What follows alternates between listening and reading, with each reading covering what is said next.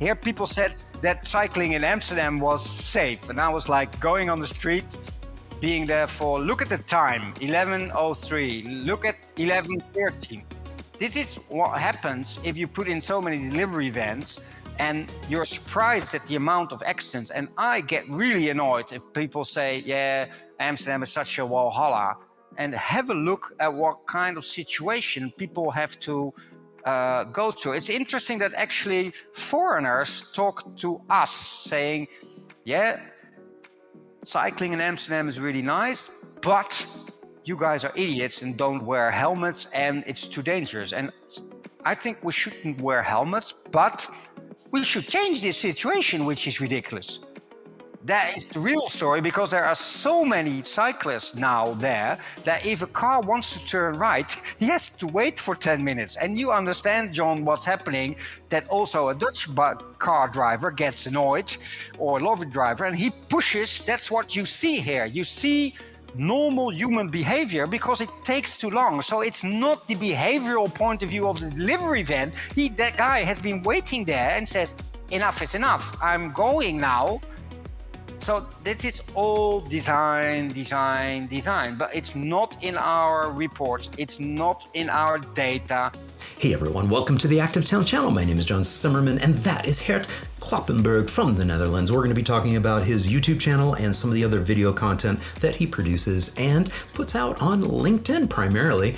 And really, his story is quite unique in the sense that he's coming to this world of active transportation and street safety from outside of this profession. And it's a really cool story, so I want to be sure to share that with you. Hey, it's a long one, but it's a good one, so let's get right to it with Geert.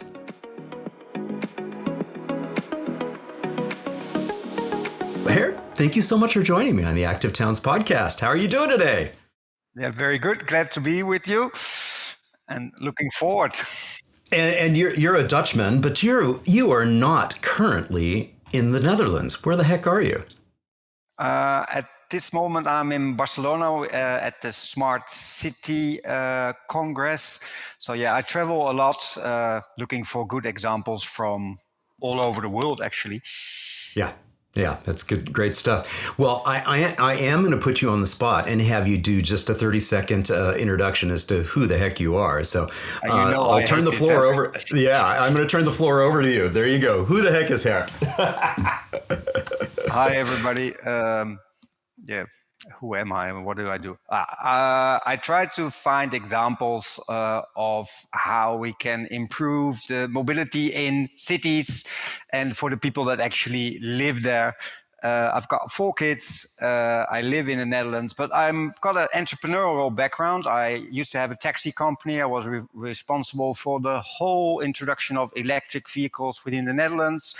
I helped the Ministry of Transport on their strategy and innovation policy reports. And I do that for Istanbul, Paris, London, for many different cities. And some people know me as, hey, he's that guy that always films around schools or making podcasts. But actually, that is actually 10-15% of my work. And I was glad, John, that I met you, that you are also making films. And I was pleased to be in your podcast and talk about best practices from all around the world. And what I like to do always is that certainly Dutch people, they will say to the rest of the world how good we are and blah, blah, blah, blah, blah. And I always like to show the other flip side of the coin in any different cities. So this is the policy level, very nice. This is the data, very nice. But now we're going to look at the street and see what's happening there and how can we improve it. And that's actually my work, John. And sometimes I have a foundation going, sometimes I start up a company, and sometimes I work as an advisor. But the goal is always the same, is how can we improve the life of the people that actually live in those neighborhoods in cities or regional areas. Yeah, yeah. Was that And I short really, enough, John? Or- yeah, no, that's perfect. That's perfect. And I really appreciate the context of the work that you do and the videos that you produce, because yes, you are shining light on the fact that oftentimes around the globe, countries and cities are looking to the Netherlands and they're like putting you on a high pedestal and making it seem like y'all are perfect. But you really point out that we've got the same sort of origin story there in the Netherlands as many other cities. You went through your struggles in the 1950s, 1960s, into the 1970s, and really fought to change what the streets are like.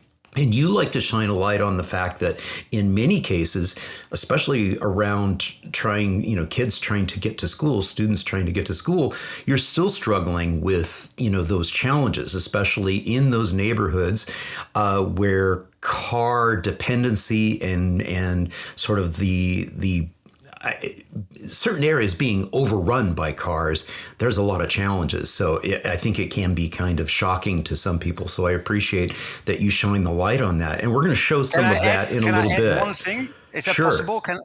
Because the what I wanted to shine a light on too is the explosion of the delivery vans coming into the neighborhoods in the city. So that's Right. where the schools are.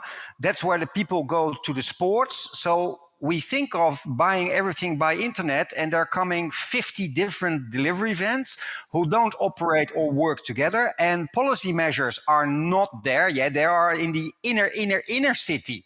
But where the people live is in the neighborhoods within the ring roads, we always call it. And so it's two things that actually have really changed for the last 20 to 25 years.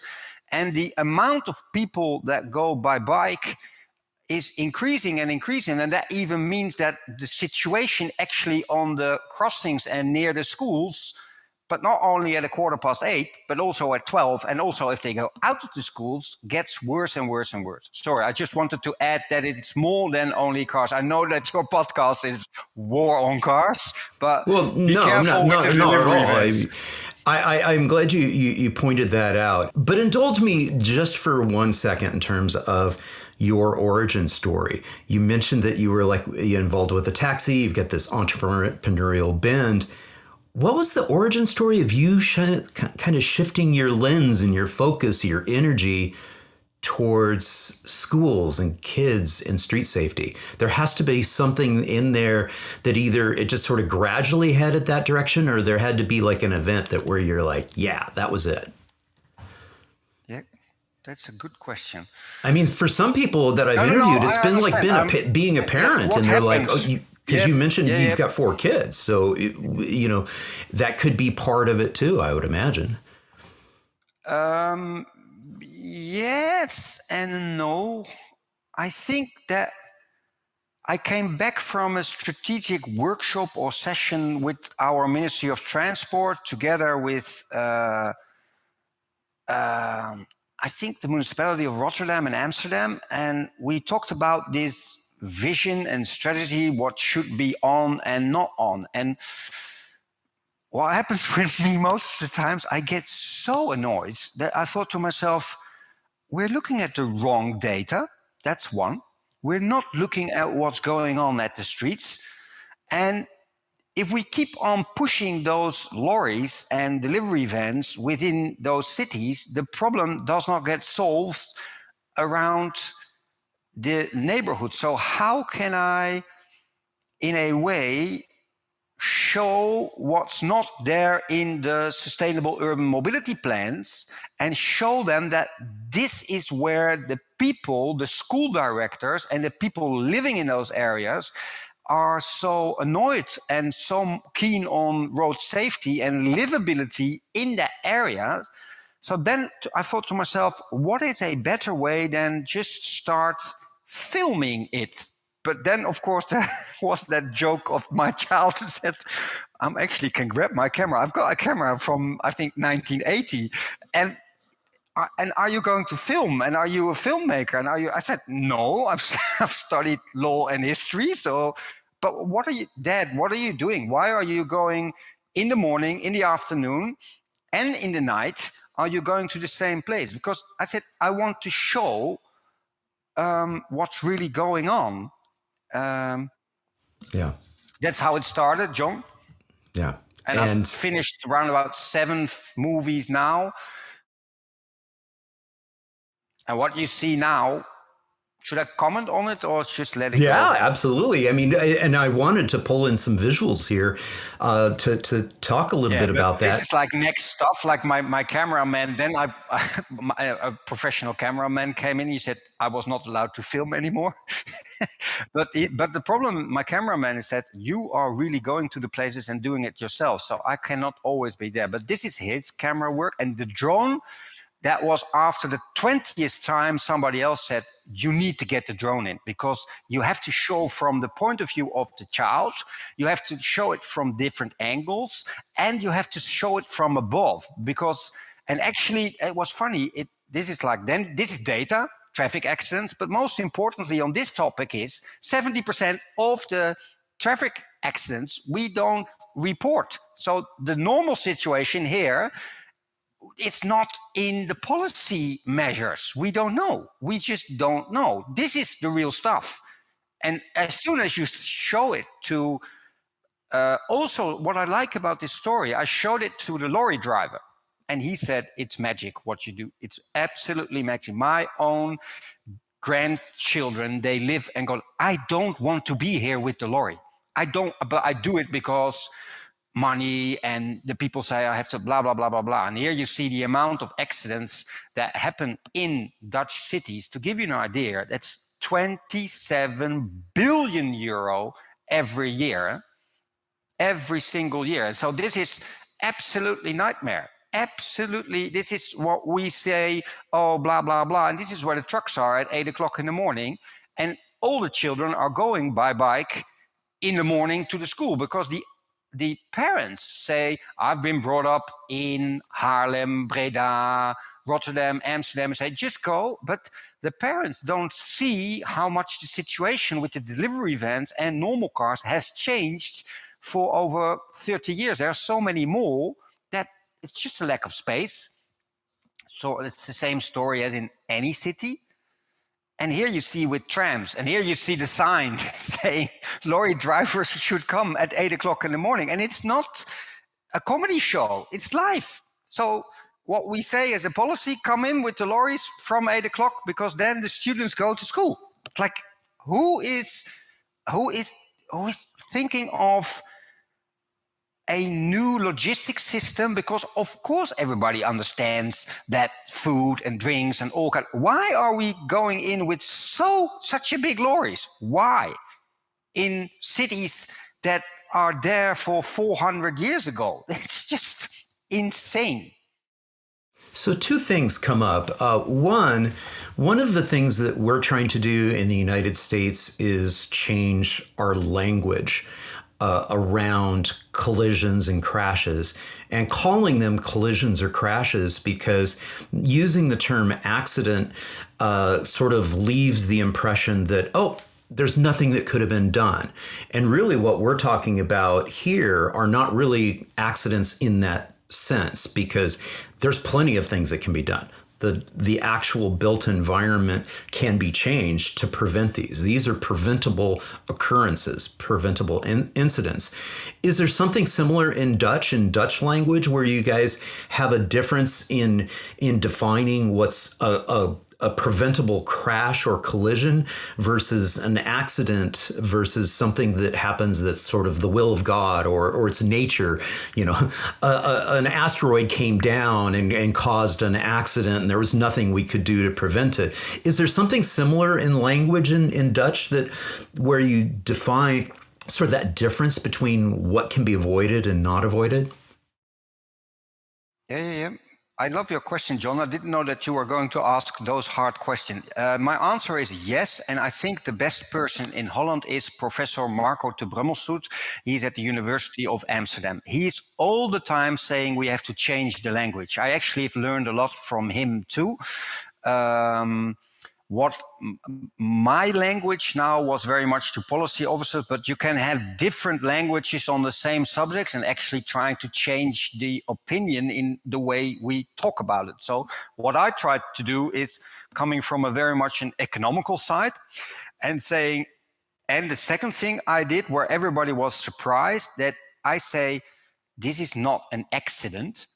This is a planned accident. We know that this is going to happen. So maybe the word accident is not even right, but what is in this video that we say 90% of road safety in Holland is about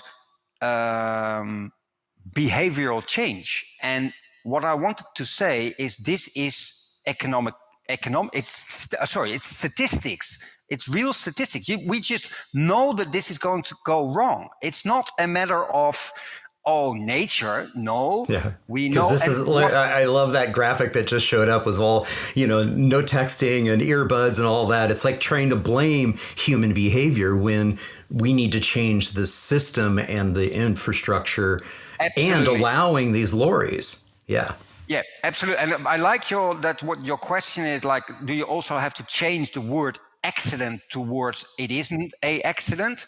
And I agree. I should also change my language more from, no, it's not. And then my English is not good enough, but I would say I always work with one of the best people, and he's saying, he was this safety officer of Shell, Siemens. We had all those guys coming together and looking at that video. And they said, immediately, if we are fully at sea or at a building, setup, they say, they don't give us a permit. If we do this at a closed venue or track, or the Shell said, we are not going to open it. What is happening on the street and what you are saying is we should stop this immediately. The funny thing is what happened in Rotterdam.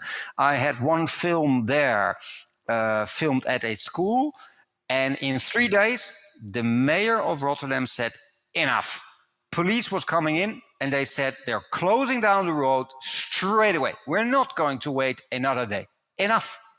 Is this the current behavior? Because 80% of the behavior is good, but 20% of the behavior is terrible. And then you need to have somebody who's saying enough is enough. And the infrastructure, certainly the cycling infrastructure, with the amount of people that cycle there, that is just blaming a child from 12 to 14 or 16. When I was going to school, I've never ever we obtain the rules. Like I'm looking at a nice girl next to me, or I haven't done my school. But if the infrastructure is right, I'm not getting into trouble because it is made for elderly people and younger people. So the infrastructure, what I wanted to show with the videos is looking through the eyes and the brains of a 14 or 15-year-old. Right. And should we blame him or her about her behavior, or should we blame about the way we design and actually structurally design these ways of getting the lorries in at 10 past 8? I think we should discuss the second thing instead of the first thing. But John, as soon as I come out of this work session of how do we get road safety down, funny, this is going to be long. The problem in those workshops is they're looking at accidents and somebody dies. And we call this that black spot list. And I get really annoyed about the black spot list, because the black spot list, maybe we should not do something about that black spot, but we should do something in an area where there hasn't been an accident, but the current situation is a total nightmare where you want to change it. So what you see with policy is they going very much about black spots instead of designing a desirable system. Right. That is a total different. And the second thing is going through the eyes of a 76-year-old like my mom, yeah, or somebody who is 12 to 14. And I just released a new film. And actually, I was totally filming only from the point of view, also lower in camera, from what the child sees. And Right. you get away from these ridiculous questions of, yeah, you know what we should do? We should have a lorry driver teaching the children that we need to have another mirror because he's got a black spot. No, that lorry should not be there. That's it. Sorry. So that brings up my second of the two questions that this brought up. And the second one is, you had mentioned that, what are we doing? We've got these old cities and we're force fitting these automobiles into that environment. And specifically, we're force fitting these massively sized lorries and delivery vehicles into these areas. That just doesn't make sense. So my question is are there any cities, because this gets to the gist of some of the work that you really do beyond filming, the 90% is you're actually consulting with cities and states and ministries. Are there any bright spots in terms of cities that are pushing those vehicles out, getting cargo bikes in? Hope. Yes, there's hope. Please give me hope. There's always hope. Let's talk about the old Greeks and the Romans that were 2,000 years ago. That is my history background. And I would love to say that in your podcast, certainly to Americans. How was it possible that 200,000 people came to the ancient city of Rome 2,000 years ago? And it was not the Colosseum, because that was 50,000, but I was just a little bit further away, and they had these, with the horses, and they were driving with the horses, and there was 200,000 chariot races, yeah. Yes, absolutely. Thank you. Yeah. Thanks for helping me along. And we had the same discussion in Rotterdam, the Kuip, our most famous football stadium. 60,000 people could come in, and it was packed in the 1930s. How did the people get there? Did they die because they didn't have a car? What is this story about, guys? Come on. So sharing best practices from Istanbul, where they have that Domus system, which is brilliant. Sharing best practices from Milan, where a guy called Demetrios Copaltini, he's just magic. He's changing with tactical urban change the streets in the cities. I'm now in Barcelona. Barcelona Superblocks is an example of a city where they've actually changed something. But I can also be depressed because I'm in Barcelona now, and I'm thinking to myself, okay, these Superblocks are really good, and I understand why they do it. But the last time I was here, I think the situation with the traffic is even worse than in LA. I'm like, because they've got these single roads going 3 lanes one way, 3 lanes the other way. Today, I was looking with my sound, how much sound. I was like, holy shit, they don't need to make one Superblock, they need to make many. And as soon as I was talking about Superblocks and say, are you expanding it? They said, no, we've got a lot of trouble here with, you know how it goes, politicians waving away, and people still want to say, I want to drive with my car in front of my house. And so I think there are examples from almost any city, but there are in different phases. Also, LA, I see them change. I actually see they're coming from, as we call it, 20-0 down.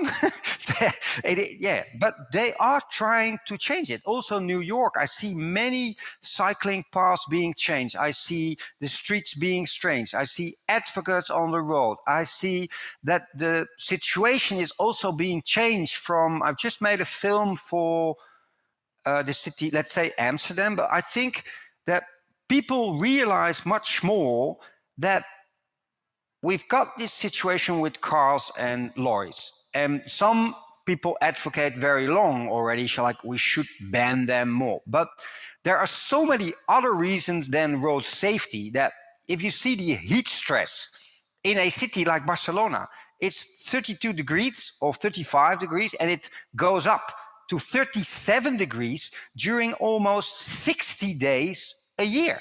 So they need to check. But and on the other hand, everybody has seen what's happened in Valencia just 2 days ago, where there was a huge storm with a lot of rain coming down, and we can't get the flooding away. So what we need to do with the cities is make it greener, not because it has to be green or what. No, we also need it for the water system. We need it for heat. We need it for so many different reasons. And what I like, to give you an idea, in Holland, we are expanding our highways all the time. It's a total nightmare.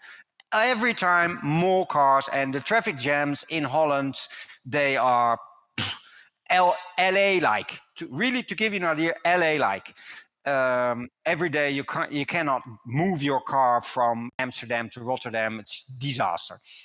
But what we see now, that the top level head of strategy of our road department has said it's impossible. We cannot move along anymore. But and what he says, what I really like, and the Dutch are famous, of course, for their water management. They've said water and the ground is leading for all the strategic plans we have to make. So mobility has to wait. Why? Because there's coming so much rain down, and the ground is going down because of agriculture. We need to change the cities a lot quicker. And if we keep on pumping those lorries and cars on all that asphalt, the asphalt needs to go out.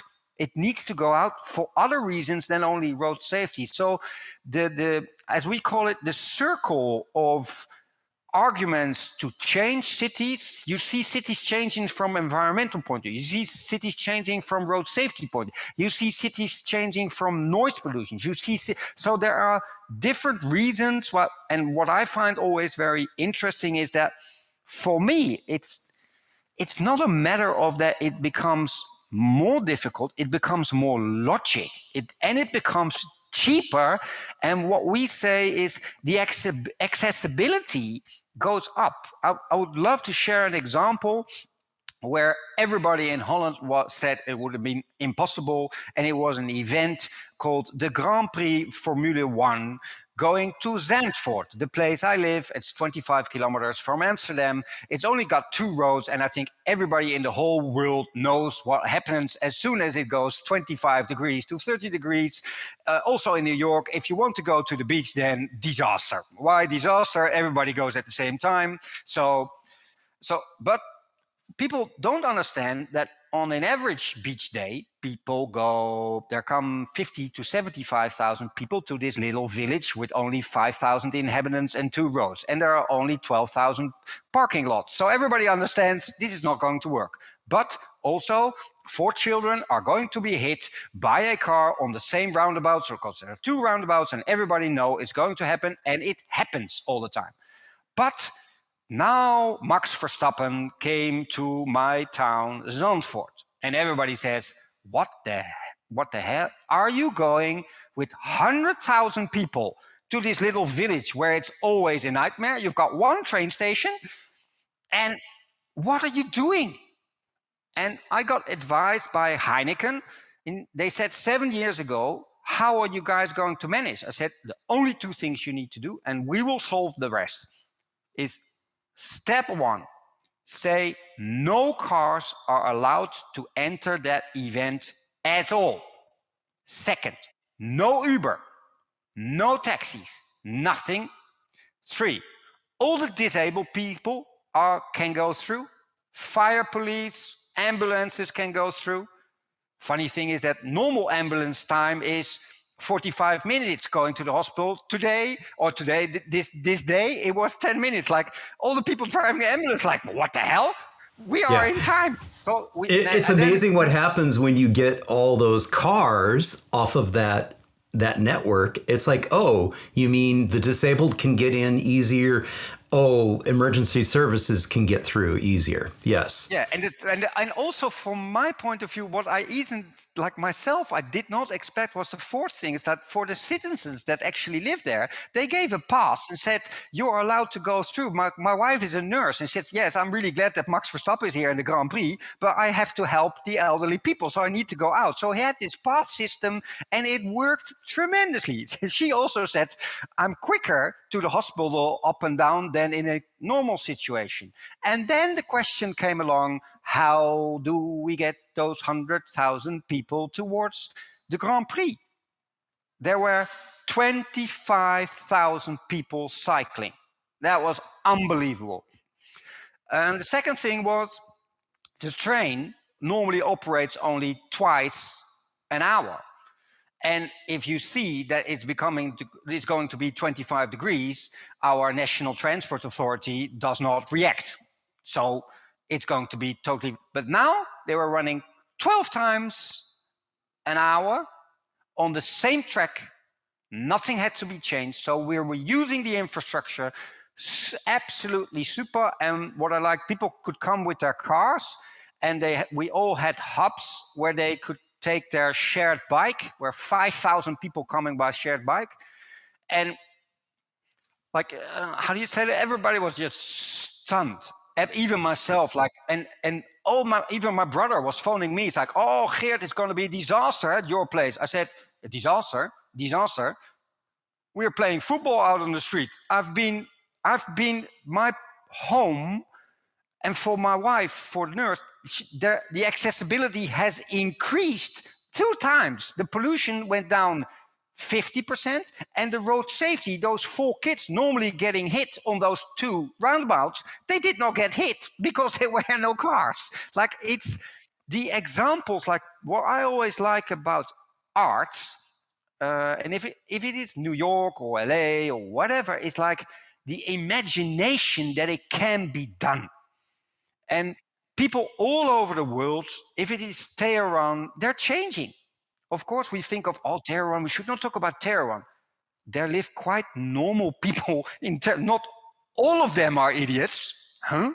I always watch the news. No, talk to the people. Talk to the people in LA.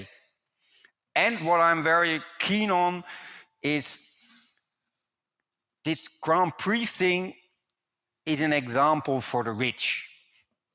And I think we should definitely do something about the outskirts of our cities.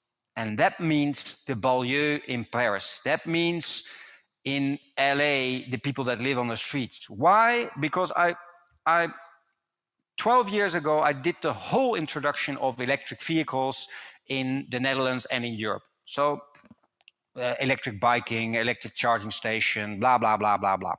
And I still think it's a good idea to electrify. But I've always said electrifying is okay, but please have a look at the metro system in Paris that's already there for 100 years, and cycling too. It's not a matter of we're going to electrify SUVs and getting SUVs electrifying, going into the cities. Are we absolutely nutcasing ourselves? What are we doing? That is not within circularity. That is just rubbish. And what you see that the car manufacturers are, of course, doing the same story. And I really hope that we can... And I actually learned it in Los Angeles, to be honest, because I was there and everybody was like, blah, blah, blah, and Uber this and Uber. And I was already there 12 years ago, and Tesla is coming. And I was like, I'm going in a bus. And everybody said, are you going in the bus? Yeah, for $1, I'm in the bus. And I saw the people there. And I talked to the driver in Los Angeles. And I said... And it was such a nice guy. And he said, what was the last time that Los Angeles moved? He had a big, big, big smile. And he said to me, 1984, Mr. Kloppenburg. 1984, during the Olympic Games, we were moving. We had the best system with the buses going up, down, up, down, up, down. No left turns for cars, one special lane. And I looked at the system of LA and said, just paint one lane towards buses and use that system again. Come on, guys. Come on. It's cheap. The asphalt is already there.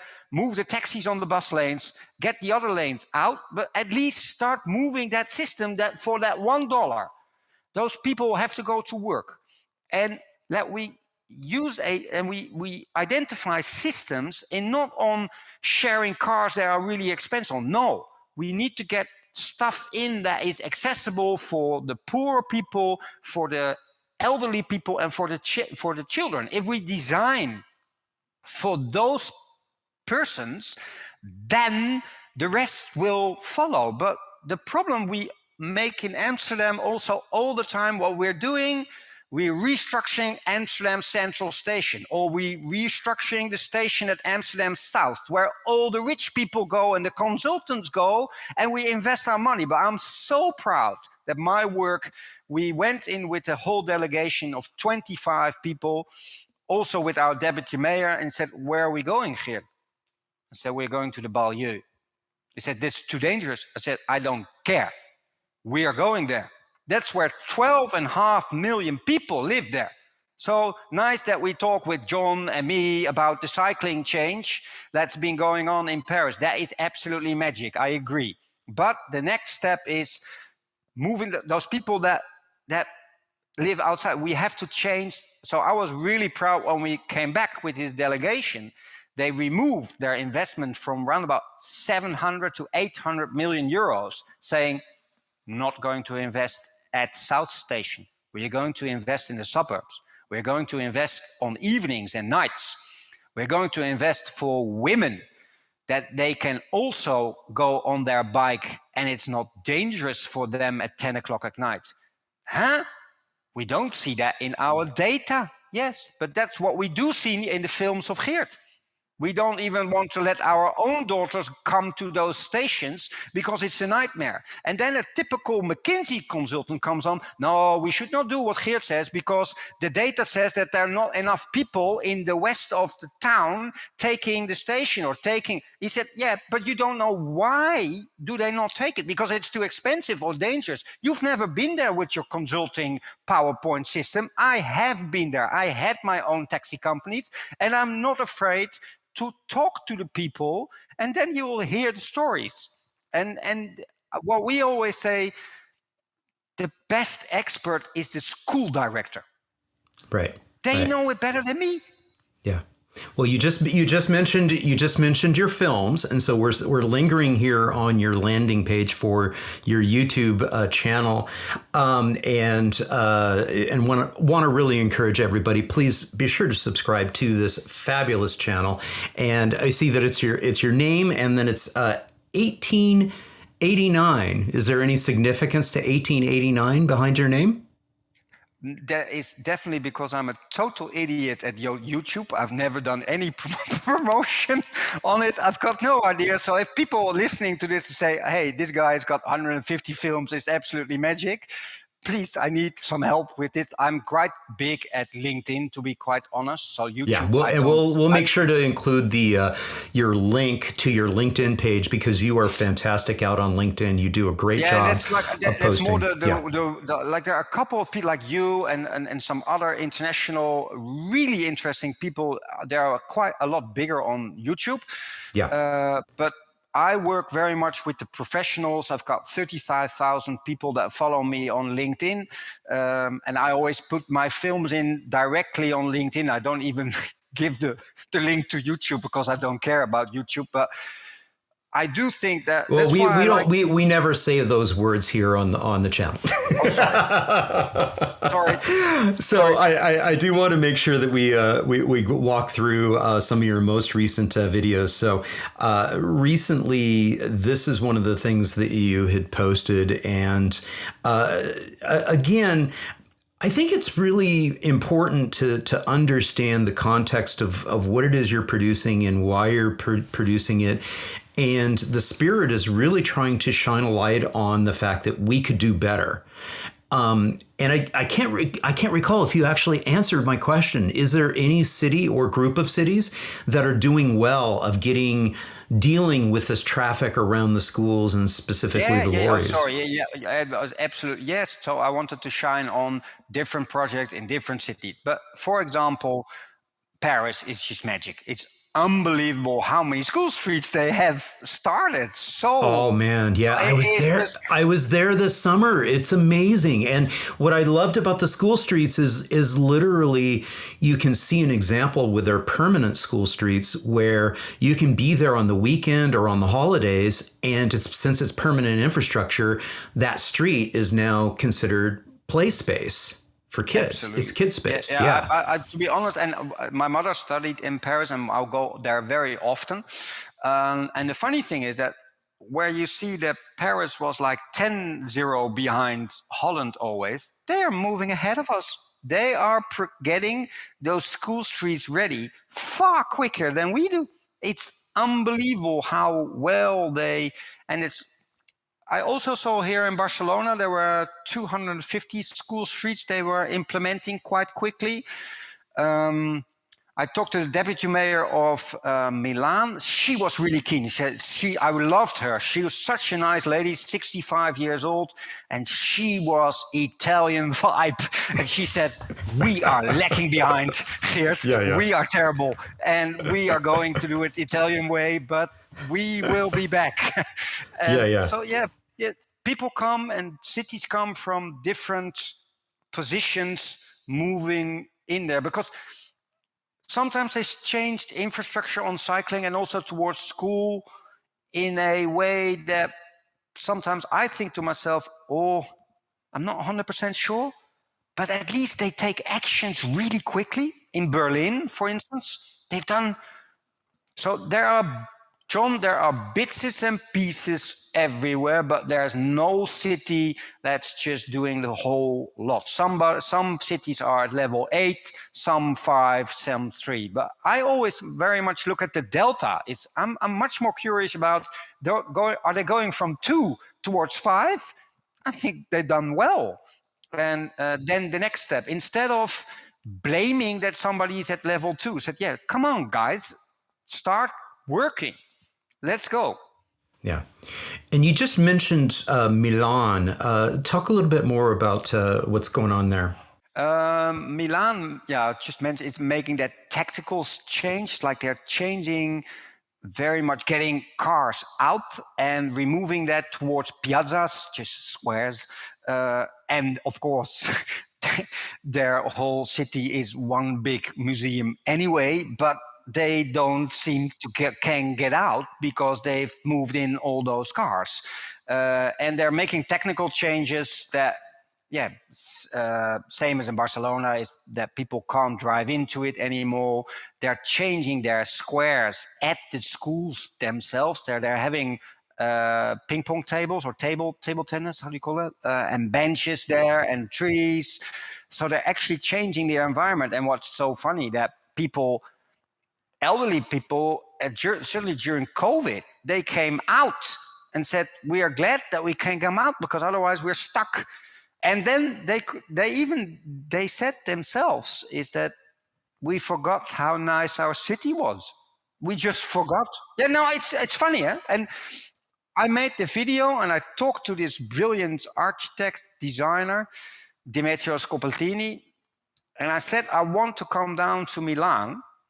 You'll see in the end, I don't know if it's in this video, but some things you can do by Zoom but the feeling when I was there, and there was no sound. There was sound of children. Right. There was no pollution.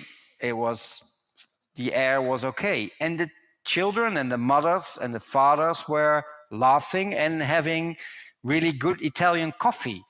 Right. And that is difficult to explain for me by video. So my videos went up to 1.5 million. This video of Milan and the other one went up really high too. But that's why I always want to say to people, also in those suburbs where poor people live, or go to the place and then you actually sense it. So then you can make a better solution for that specific area. So even myself, I was surprised when I was there. And also the designer himself, like Demetrio, the guy up right, Demetrio guy, he also said, I was surprised too. We had the plan, we draw it, but the outcome was like we could not even imagine. It was better. He said, it was better than Da Vinci. The people were talking to each other again. We didn't do for years. We're only shouting at each other. Yeah.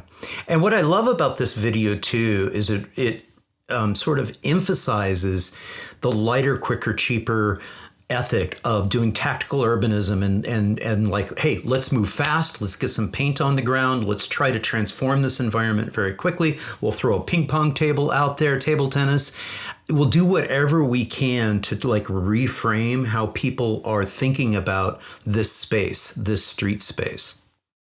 Yeah, absolutely. And Berlin has done examples with pop-up bike lanes, and it's so important that technology can help, but the people themselves can change the city with these measurements. And I would love to give the example of, we've talked about tactical, quite smaller projects like piazzas, like Barcelona superblocks, like New York getting some parking places out, and then there is a terrace, like all. But on the other hand, let's go one step up and say we're not looking at street or neighborhood, but now we look at a new traffic circulation plan. What does it cost, and what are the benefits? And what are the best examples I've come up? Maybe a listener comes up to me, Geert, you forgot to come to my lovely place in whatever I say. But definitely Groningen up north is in the 1970s. They've had this traffic plan saying you are not allowed to go by car through the city. You can go in one place, but you have to go out. Ghent, city in Belgium, they have come to this idea from Groningen, and they've expanded it to a wider area. So they've taken the next step. And now Paris, just I think 3 weeks ago, I don't know exactly what they did, but they've done it again. Paris have changed the access towards 3 different arrondissements, neighborhoods, with saying not allowed to go through. Yeah, and I just pulled up your Berlin pop-up bike lane video. Pop-up bike lanes, and there I want to show what I always wanted to show is, sorry, this is the current situation. People don't like to see it, but the current situation is a nightmare.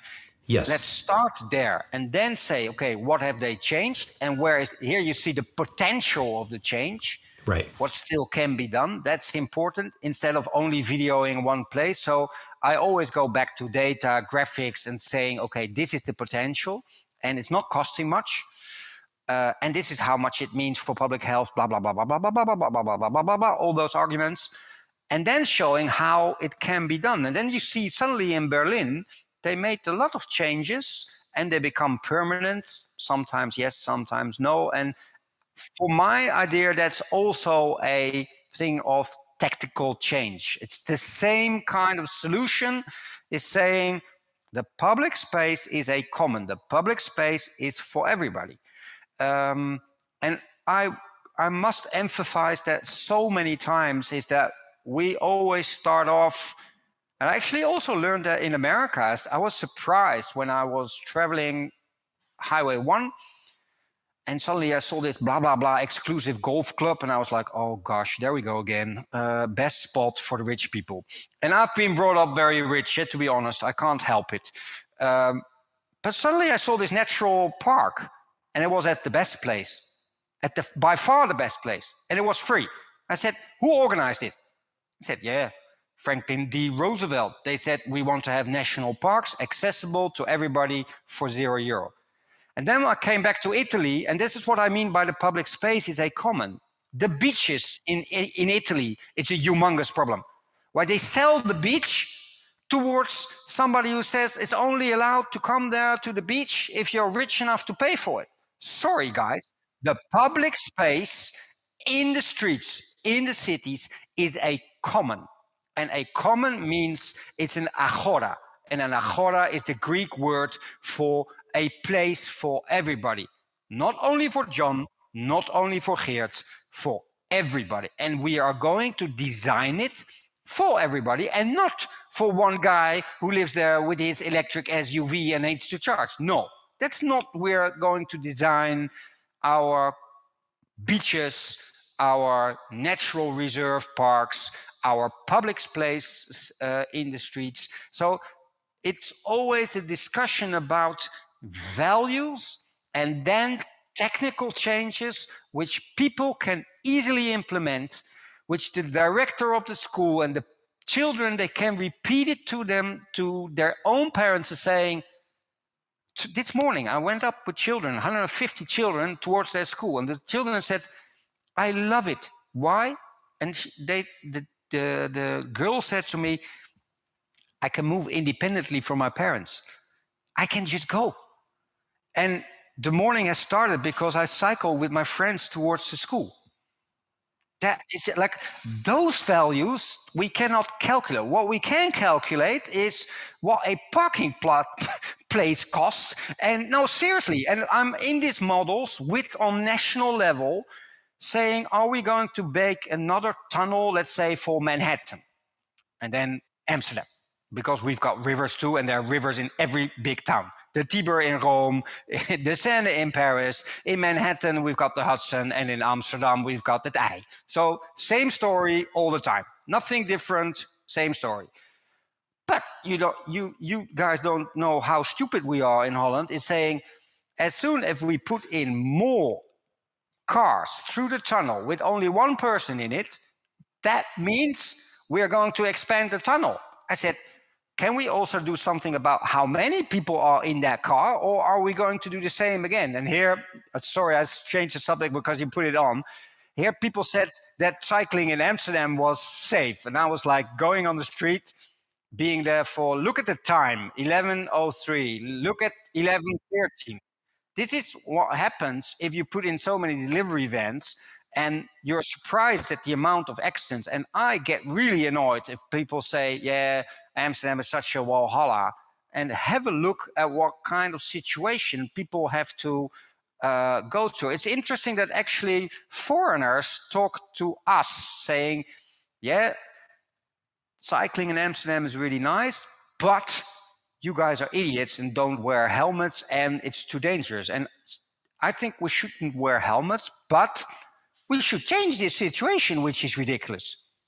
That is the real story, because there are so many cyclists now there that if a car wants to turn right, he has to wait for 10 minutes. And you understand, John, what's happening, that also a Dutch car driver gets annoyed, or a lorry driver, and he pushes. That's what you see here. You see normal human behavior because it takes too long. So it's not the behavioral point of view of the delivery van. That guy has been waiting there and says, enough is enough. I'm going now.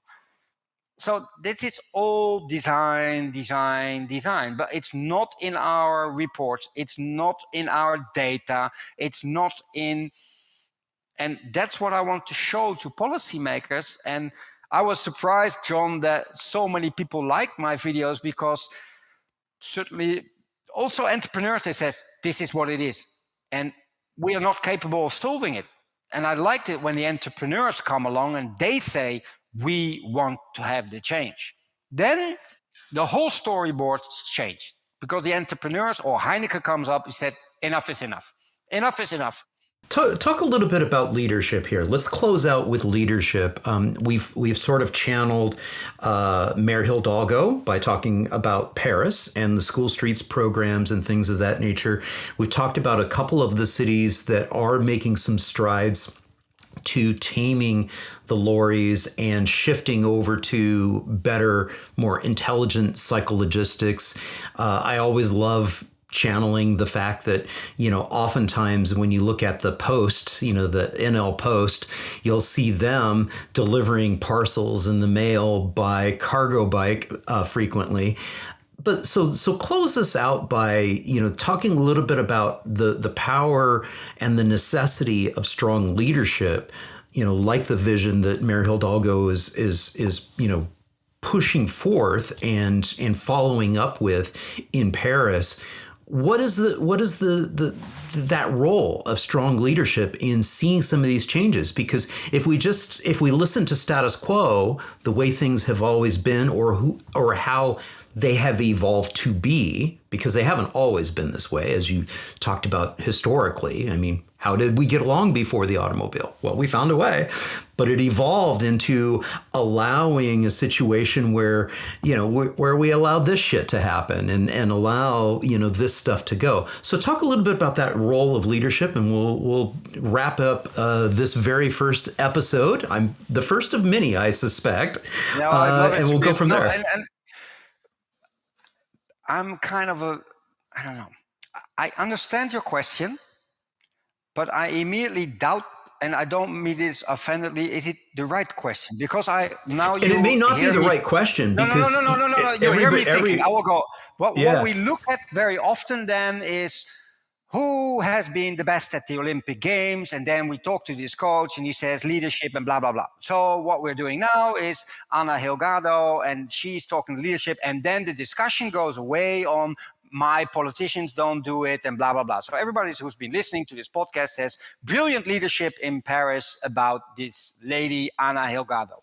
Yeah, and I always real leadership is the policy officers and school directors that started off this whole thing 8 years ago. It did not suddenly happen. Come on, guys. That was why does it happen? Because people like you, John, coming onto the streets and showing your situation, sharing together and with you me, too.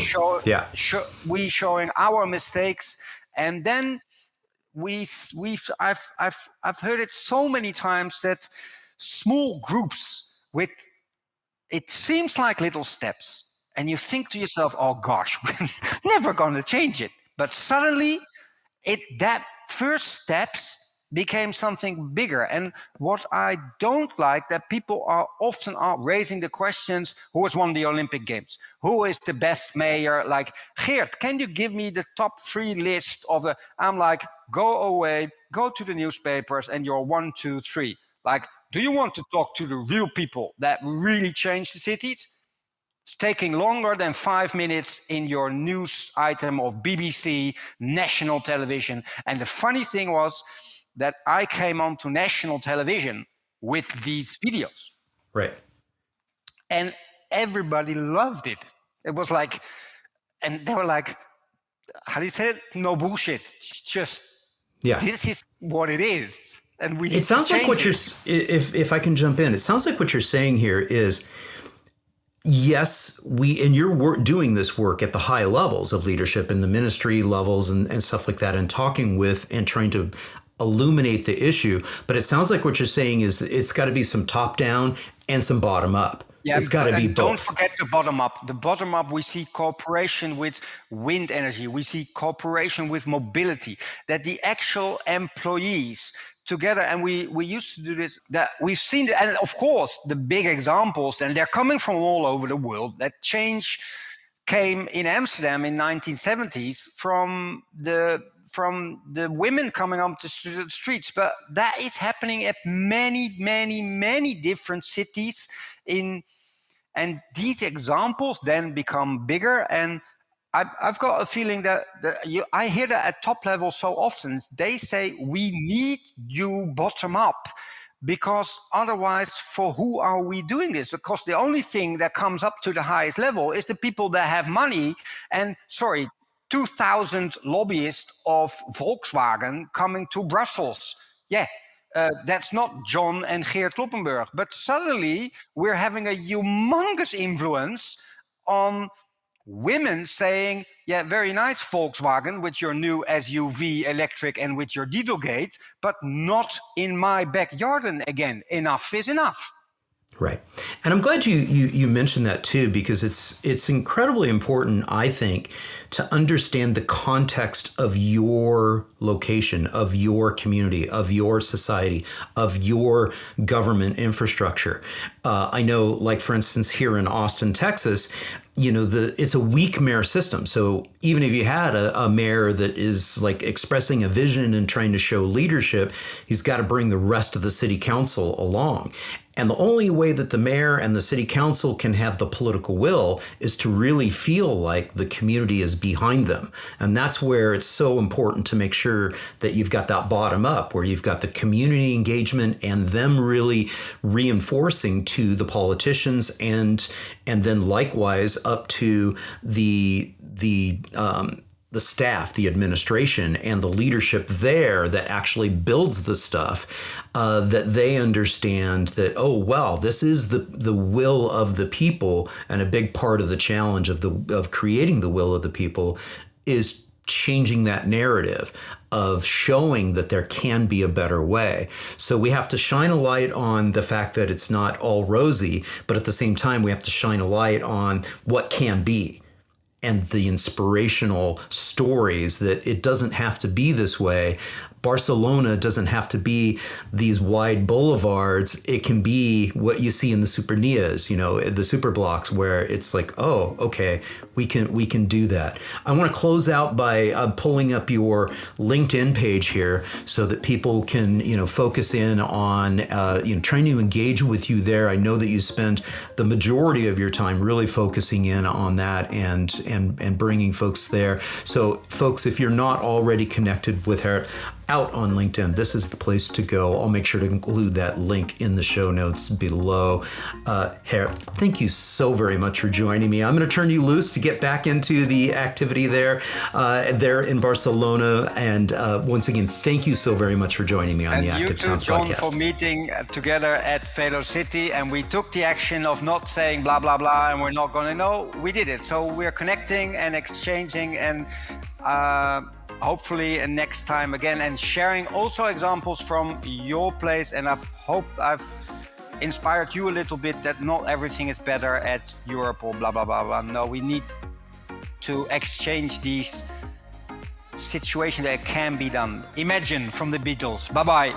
Exactly. Imagine from the Beatles. And I'm glad you mentioned that too, because it actually is helpful, and I do try to emphasize that about these international countries that I visit and profile. It's not Shangri-La. They're not perfect. Here's the story of how they got there, and they're still in progress. So that actually makes it even more accepting, and it makes it more real for cities that are struggling, because they understand that, yes, y'all are still a work in progress. Y'all are still struggling as well. So we'll let that be the true last word. Again, thank you so very much. Travel safe on your way back home. You too. Thanks a lot for having me. Bye-bye. Hey, thank you all so much for tuning in. I hope you enjoyed this episode. And if you did, please, give it a thumbs up, leave a comment down below, and share it with a friend. And if you haven't done so already, be honored to have you subscribe to the channel. Just click on the subscription button down below and ring that notifications bell. And if you're enjoying this content here on the Active Towns channel, please support my efforts by becoming an Active Towns ambassador. It's easy to do. Just head on over to activetowns.org. Navigate up to the support tab up at the top of the page there, and there's several different options, including becoming a Patreon supporter. Patrons do get early and ad-free access to all my video content, and every little bit helps and is very much appreciated. Again, thank you so much for tuning in, and until next time, this is John signing off by wishing you much activity, health, and happiness. Cheers.